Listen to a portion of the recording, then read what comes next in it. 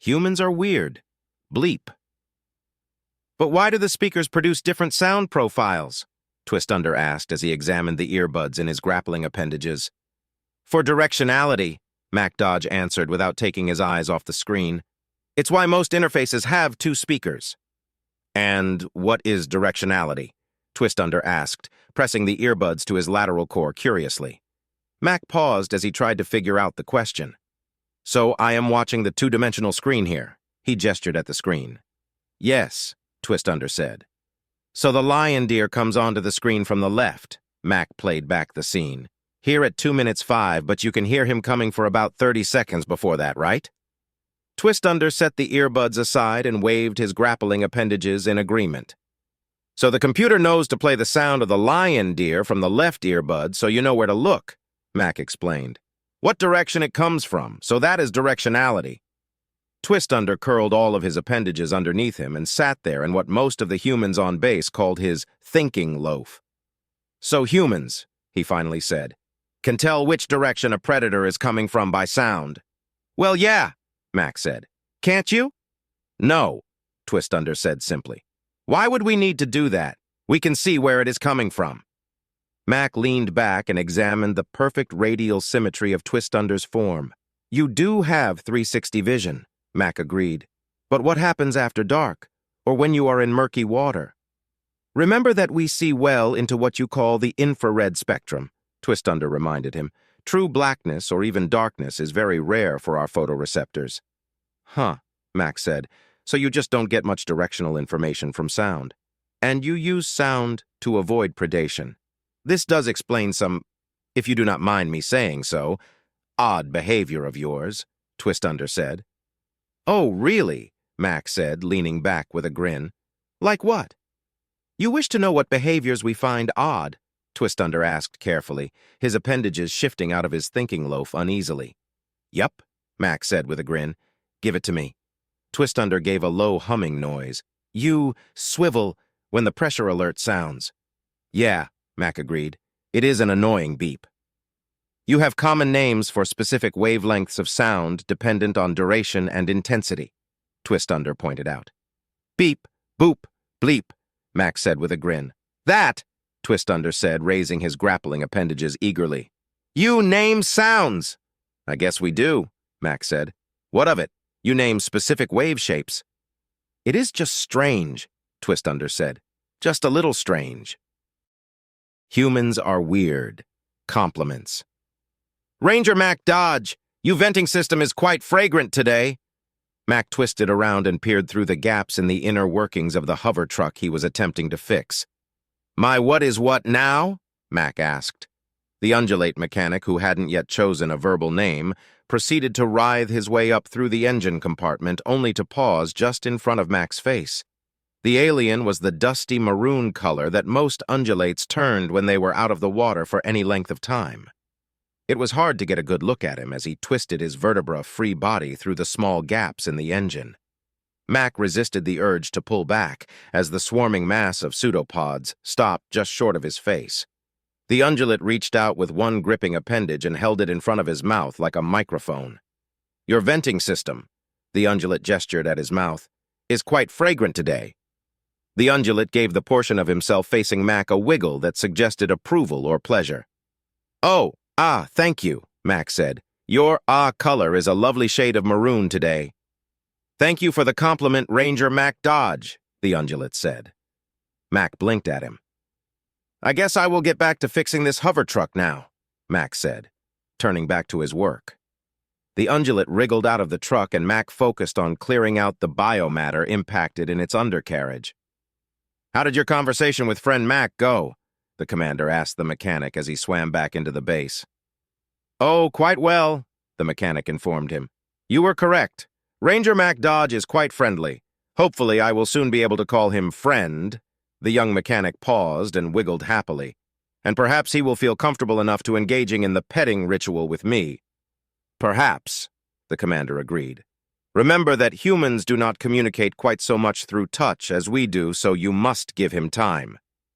I understand, the mechanic said. He twisted around as if to go further into the base, but paused at the door. Humans do give the oddest compliments, though. Humans are weird. We figured.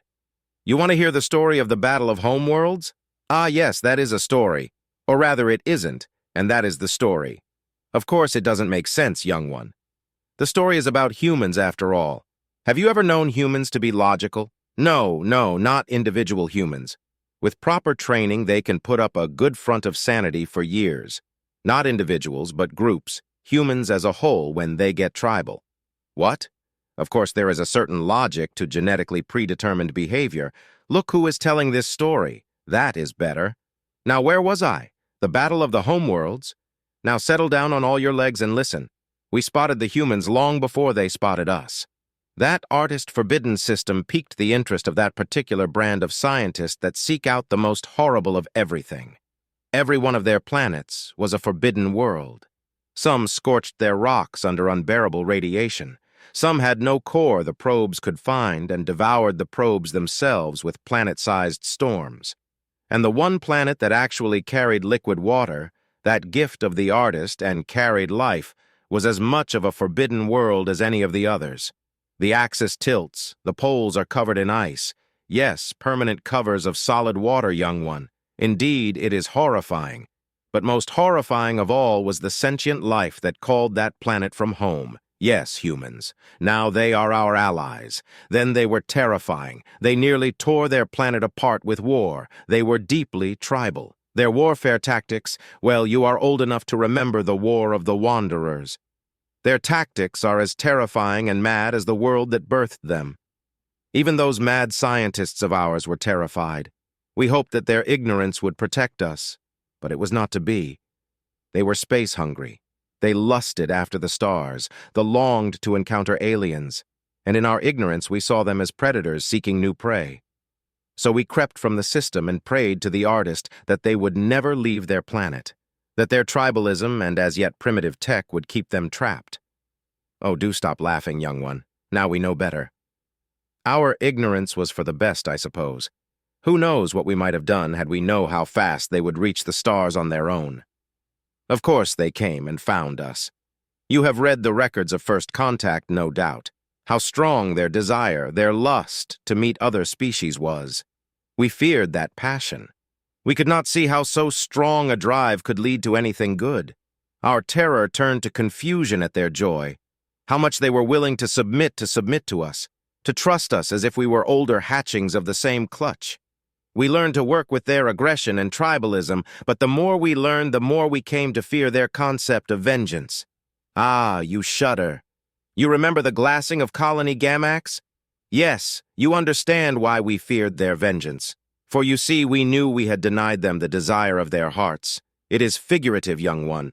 They figuratively say that their desires come from their hearts. Strange, I know, but wherever that desire came from, it was unbelievably powerful. We had spent centuries denying it, hiding, actively preventing them from the discovery of their neighbors. So yes, we feared their vengeance. We did not imagine we could hide it from them forever, but we hoped to delay the discovery until we were prepared. Each homeworld and well-developed colony produced a defense fleet.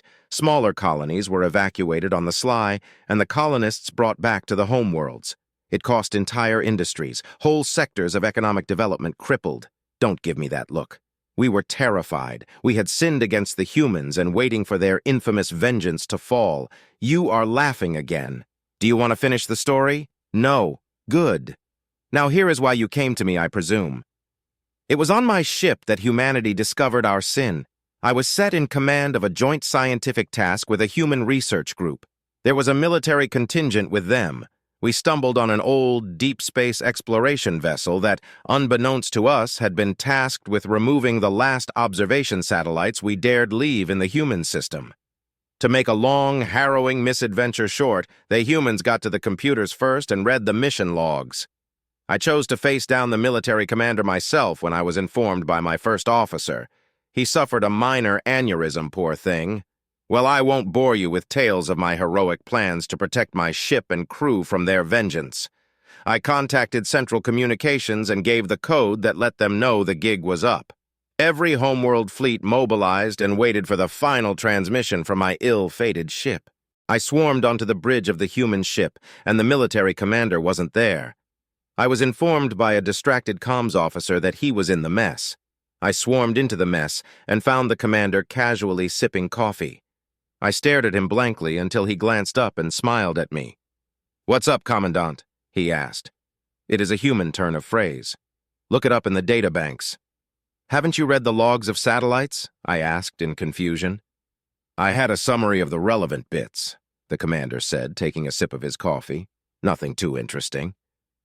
"So," I pressed, utterly befuddled now. Where was the rage? Where was the sense of betrayal? "Did you see something the human techs missed?" the commander asked, his interest piquing. "Are you not offended?" I asked. "Offended?" he said with a frown, and I could see his brain parsing the data he had. "What about?" I felt a surge of hope that the humans had missed the relevant data, if we could secure it. "Do you mean about how hard you guys avoided first contact?" He asked, his face lighting as if he had stumbled upon some minor revelation. My hope died a cold death as he examined me. And yet, I had learned to read human emotions. I could see no rage, not even surprise.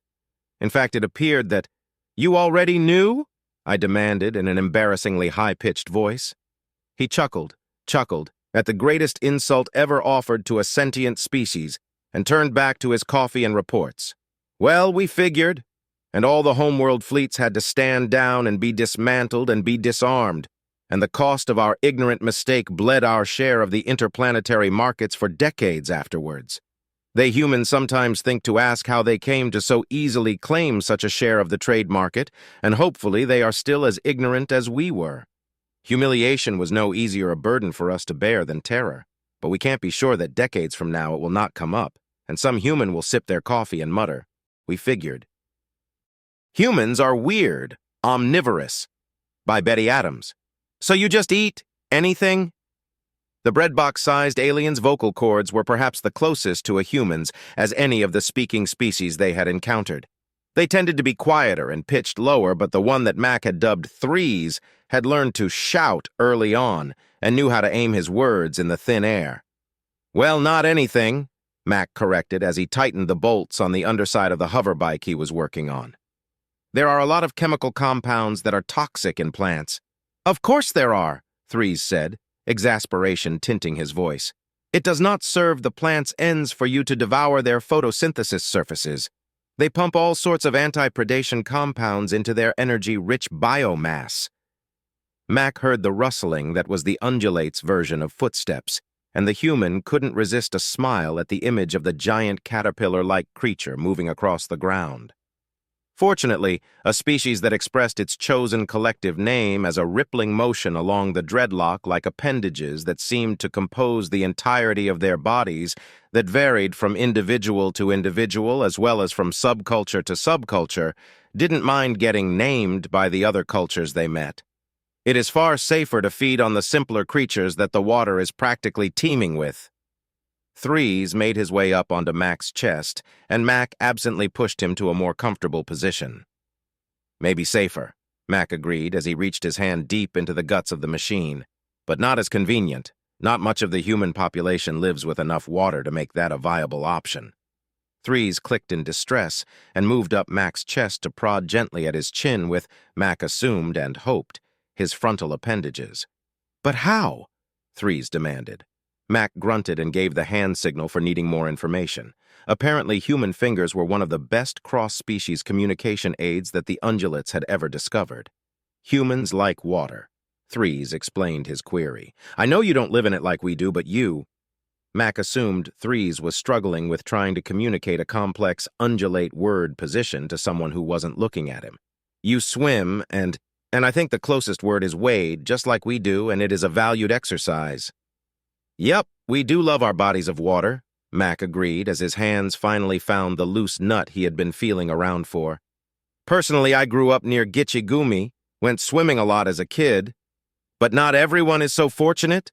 Threes pressed forward again, and Mac shoved him down again. "Keep down for a while, Threes. I gotta get this loose. But yeah, some humans can go their entire life without ever seeing enough standing water to wade in, let alone grow enough biomass to feed the population." "Perhaps it has something to do with your fantastic biomass and nutrient needs," Threes suggested, trying to keep his voice level, but Mac could feel the undulate shivering at the clearly horrible thought of desert living. Well, lots of folks even prefer it, Mac said with a grin. It certainly explains your dependence on omnivorous, Threes speculated. Omnivory, Mac corrected absently. Threes was particular about his languages and liked to get it right.